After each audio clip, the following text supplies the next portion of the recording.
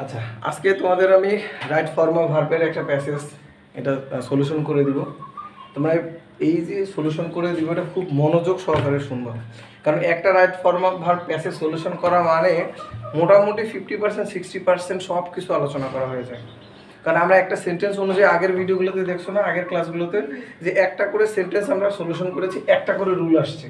But আমরা একটা প্যাসেজের মধ্যে মনে করো যে 10, 15, 20টা রুলও এরকম আছে যে এখানে আলোচনা করা হবে। অতএব প্রত্যেকটা কথায় মনোযোগ সহকারে শুনবা, তাহলে তোমাদের ওই প্রিভিয়াস রুলগুলো তোমাদের মনে পড়বে। হ্যাঁ, তোমরা সবাই রেডি?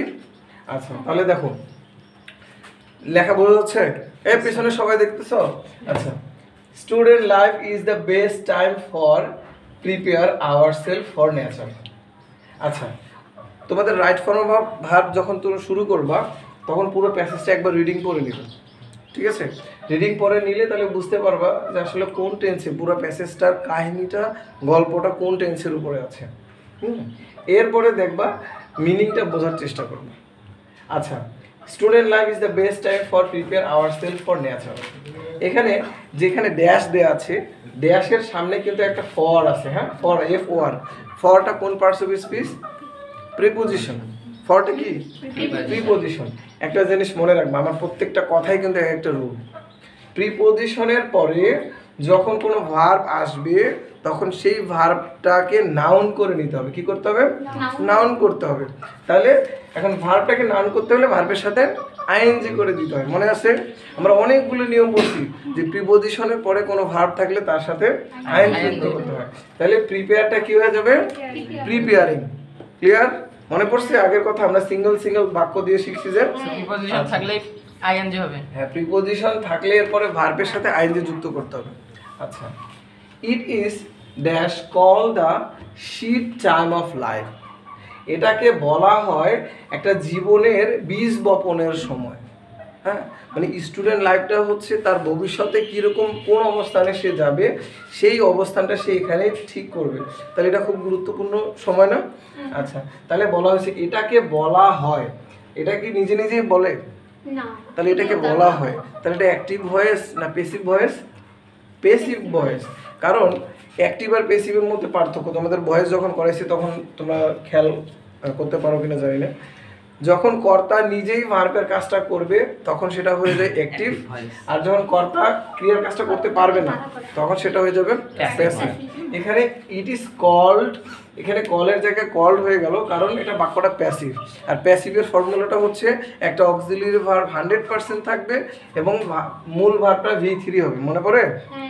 একটা অক্সিলিয়ারি ভার্ব অর্থাৎ বি ভার্ব একটা থাকবে আর একটা হচ্ছে মূল ভার্বটা V3 হবে। তাহলে ইট ইজ যেহেতু দেওয়া আছে, কলটা কি হয়ে যাবে? কল্ড। ওকে, কেউ আছে এই দুইটা বুঝো নাই? আচ্ছা, এরপরেরটাতে যাই। So during this period of life, অর্থাৎ এই জীবনের এই সময়টায় student must not waste time. আচ্ছা, আমরা মোডাল অক্সিলারি শিখেছি না? মোডাল অক্সিলারি কটা? 9টা পড়ছি না? টোটাল অক্সিলারি 24টার মধ্যে 9টা মোডাল অক্সিলারি না? Can, will, shall, may, need, ought to, use to, must, dare. হ্যাঁ, আচ্ছা, মাস্ট হচ্ছে একটা মোডাল অক্সিলারি না? মনে রাখো, মাস্ট যেহেতু একটা মোডাল অক্সিলারি, মোডাল অক্সিলারির পরে কোনো ভার্ব যদি আসে সেই ভার্বটার বেস ফর্ম হয়, কোনো পরিবর্তন হয় হবে না। যদি এখানে যেহেতু মাস্ট আছে তাহলে ওয়েস্টটা কি ওয়েস্টেড হওয়ার কোনো চান্স আছে? ওয়েস্টেজ হওয়ার কোনো চান্স আছে? ওয়েস্টিং হওয়ার কোনো চান্স আছে?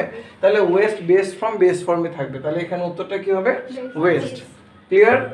আচ্ছা, the main pursuit of the students be study. আচ্ছা, এখানে দেখো বি বলতে কি? Am, is, are, was, were, be, been, being করেছি না?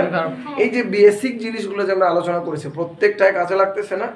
ওকে, আচ্ছা, the main pursuit of the students অর্থাৎ ছাত্রছাত্রীদের প্রধান উদ্যম বা প্রধান লক্ষ্য বা প্রধান পেশাটাই হবে হচ্ছে স্টাডি, পড়াশোনা। তাহলে পারসুইট পড়াশোনা, এটা আনকাউন্টেবল নাম্বার না? এটা তো গণনা করা যায় না। তাহলে এখানে বি মানে এম অথবা ইজ অথবা আর। তাহলে এম হয় হচ্ছে আই এর পরে, যেহেতু এখানে আই নাই তাহলে এম হওয়ার কোনো সুযোগ আছে? নাই। আর হওয়ার কোনো সুযোগ নাই যেহেতু সিঙ্গুলার আছে, সিঙ্গুলার থাকলে ইজ হবে। ঠিক আছে, তাহলে এখানে the main pursuit of the students is হবে। বুঝতে পেরেছো? আচ্ছা এরপরেটা দেখো, দে শুড প্রিপেয়ার দেমসেলভস, তারা তাদেরকে কি করবে, তৈরি করা উচিত for the life lie ahead. আচ্ছা আমরা একটা জিনিস শিখেছি না, যে একটা সেন্টেন্স এ একাধিক ভার্ব থাকলে, একটা ভার্ব এখানে প্রিপেয়ার কিন্তু আছে, অক্সিলারি ভার্ব, এটা মেইন ভার্ব, কিন্তু পরে আরেকটা ভার্ব থাকলে সেই ভার্বের সাথে আইএনজি হয় না, মনে পড়ে? রাইট ফর্ম ভার্ব অনেক নিয়ম করেছি, 150টা এক্সারসাইজ করেছি। তাহলে লাইটা কি হয়ে যাবে, লাইং হয়ে যাবে। তোমাদের বেসিক জিনিসটা করার কারণে আজকে আমার এত বেশি কথা বলতে হচ্ছে না। লাইটা কি হয়ে গেল, লাইং অ্যাহেড। আচ্ছা ওকে, দে শুড অলসো পার্টিসিপেটেড। আচ্ছা দেখো তো ড্যাশের আগে আরেকটা শুড আছে না, শুডটা কি দেখো তুমি, শুডটা মডাল অক্সিলারি না, তাহলে পার্টিসিপেটেড হবে না পার্টিসিপেট হবে? আচ্ছা পার্টিসিপেটিং কে হওয়ার কোনো সুযোগ আছে না? M is R was R participate এগুলো হওয়ার কোনো চান্স আছে?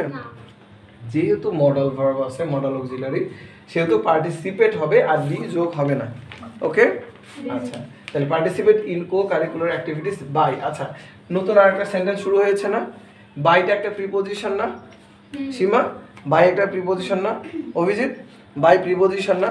তাহলে প্রিপোজিশনের পরে আমরা যে প্রথমটার মতো প্রিপোজিশনের পরে ভার্বের সাথে কি হয়, আইএনজি হয়, তাহলে বাই এর সাথে রিডারের সাথে কি হবে, আইএনজি হবে, তাহলে বাই রিডিং হয়ে যাবে।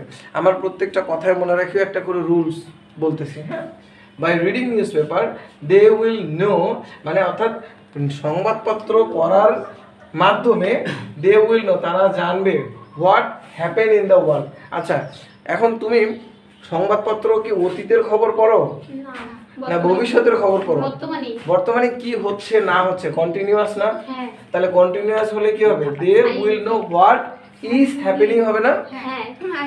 সংবাদপত্র তো কন্টিনিউয়াস খবরগুলো দেয়, তাহলে কি হবে, is happening in the world.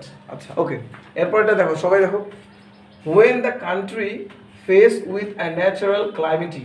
আচ্ছা ওকে, when the country, যখন একটা দেশ কি হয়, ন্যাচারাল ক্লাইমেটে মানে প্রাকৃতিক দুর্যোগের মধ্যে পড়ে, কোন টেন্স, প্রেজেন্ট ইনডিফিনিট টেন্স। তাহলে এটা যেহেতু when the country, কোন পারসন, থার্ড পারসন না, থার্ড পারসন সিঙ্গুলার নাম্বার, কারণ ফার্স্ট পারসন হচ্ছে am is are I we me, হ্যাঁ, আর সেকেন্ড পারসন হচ্ছে ইউ ইউর ইয়োর্স, আর বাকি সব থার্ড পারসন।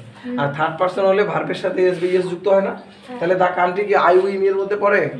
তাহলে এটা এই ফেসটা কি হয়ে যাবে, ফেসেস, এস যুক্ত হলো। ঠিক আছে, দেখো রাইট ফর্ম ভার্বের প্রত্যেকটা নিয়ম কাজে লাগতেছে, এতদিন বুঝো নাই। Faces with a natural calamity they should, আবার একটা শুড আছে দেখো, একটা মানে এক পাওয়ার মতো একটা জিনিস আসলে ভালো লাগে না, এখানে শুড আছে, তাহলে কেমটা কি হয়ে যাবে, কাম হয়ে যাবে। কেম পাস্ট টেন্সে আছে, কারণ মডাল ভার্বের পরে প্রেজেন্ট বেস ফর্ম হয়, তাহলে কেমটা কি হয়ে যাবে, কাম হয়ে যাবে। আচ্ছা ওকে ফাইন, এরপরে দেখো forward with a view to, আমরা পড়ি নাই, with a view to, look forward to, in addition to, তারপরে তোমার সেই get use to, be use to, এগুলোর পরে ভার্বের সাথে আইএনজি যোগ হয় না, পড়ছে মনে পড়ে? তাহলে উইথ এ ভিউ টু থাকলে রিমুভটা কি হয়ে যাবে, রিমুভিং। খুব সহজ না? যারা বেসিক নিয়মটা পড়ে আসছে তার কাছে এগুলো কোনো ব্যাপারে না, এসএসসি পরীক্ষায় আসছে এইগুলা, হ্যাঁ। আচ্ছা, removing the suffering of the affected people even in the normal times they should, আবার শুড আসছে, তাহলে এনগেজড হবে না শুধু এনগেজ হবে? শোনো এইভাবে প্র্যাকটিস করতে করতে কিন্তু নিয়মগুলো মাথায় থাকে, তাহলে কি হবে, engage themselves in act of the social services. Okay, the students can not do well, একটা ছাত্রী কি করে ভালো করতে পারে না ইন দ্য এক্সামিনেশন উইদাউট একটা প্রিপোজিশন না, হ্যাঁ, তাহলে উইদাউট যদি প্রিপোজিশন হয় তাহলে ওয়ার একটা কি হয়ে যাবে, ওয়ার্কিং, তাহলে ইন এক্সামিনেশন উইদাউট কি হবে, ওয়ার্কিং হার্ড। আচ্ছা, it's pity that may student are trying to, আচ্ছা প্রিপোজিশন তো আমরা বললাম যে প্রিপোজিশনের পরে ভার্বকে নাউন করতে হয় আইএনজি যুক্ত করে, শুধুমাত্র একটা প্রিপোজিশন যেটা হচ্ছে টু, এই টু প্রিপোজিশনটার পরে ভার্বের সাথে আইএনজি হবে না, বেস ফর্ম হবে, তার মানে এখানে সাকসিডেড আছে, এখানে কি হবে, সাকসেস হবে। ওকে, তাহলে অ্যানসারগুলো আমি একটু লিখে দিই, তোমরা মনে হয় অ্যানসারগুলো লিখে নিছো, তাহলে প্রিপেয়ারটা হবে হচ্ছে প্রিপেয়ারিং, তাই না, এটা হবে কল্ড, আচ্ছা এটা হবে শুধু ওয়েস্ট মাস্টের কারণে, হ্যাঁ ওয়েস্ট, এরপরে বি আছে, তাহলে এটা হবে ইজ না, ইজ। আর এটা হবে লাইং, LEILYING। আচ্ছা, এরপরে পার্টিসিপেট শুধু হবে, পার্টিসিপেট। এরপরে রিডটা কি হয়ে যাবে, রিডিং হয়ে যাবে প্রিপজিশনের কারণে। আচ্ছা, যেহেতু নিউজ পেপার ঘটনা, তাহলে ইজ হ্যাপেনিং। হ্যাঁ, ওই যে নিউজ পেপার পড়তেছে, রানিং নিউজ। ফেসটা কি হয়ে যাবে, ফেসেস। ওকে, তাহলে শুড মডেল অক্সিলারি, তাহলে কেমটা কি হয়ে যাবে, কাম হয়ে যাবে। রিমুভটা কি হয়ে যাবে, removing, with a view two removing. আচ্ছা, এরপরে এনগেজটা কি হয়ে যাবে, যেহেতু মডেল অক্সিলারি শুধু এনগেজ হবে। ওকে, এরপর উইদাউট এর পরে কি ওয়ার্কটা কি হয়ে যাবে, ওয়ার্কিং। তারপর টু এর পরে সাকসেসটা সাকসিসটা সাকসেস হয়ে যাবে। আচ্ছা, এইভাবে করে আমরা যদি বারবার এই রাইট ফর্ম অফ ভার্বগুলো প্যাসেজ আকারে প্র্যাকটিস করি, আর আমাদের রুলস পড়তে হবে না। এরকম বেশি না, 10-12টা 15টা এরকম প্র্যাকটিস করলে দেখা যাচ্ছে নিজে নিজেই নতুন নতুন রাইট ফর্ম ভার্বগুলো পাওয়া যাবে। আমরা সবাই এভাবে প্র্যাকটিস করব। আর যদি কেউ প্র্যাকটিস আমার এই চ্যানেলে এসে যে ভিডিও দেখে প্র্যাকটিস করতে চাও, আমি এরকম আরও 2-3টা 5টা 10টা প্র্যাকটিস দিব। আমার ভিডিও দেখে দেখে তোমরা শিখতে পারো, কোনো অসুবিধা নেই। আর কোনো সমস্যা হলে অবশ্যই কমেন্টসে লিখবা আর শেয়ার করে দিবা। ওকে, থ্যাংক ইউ।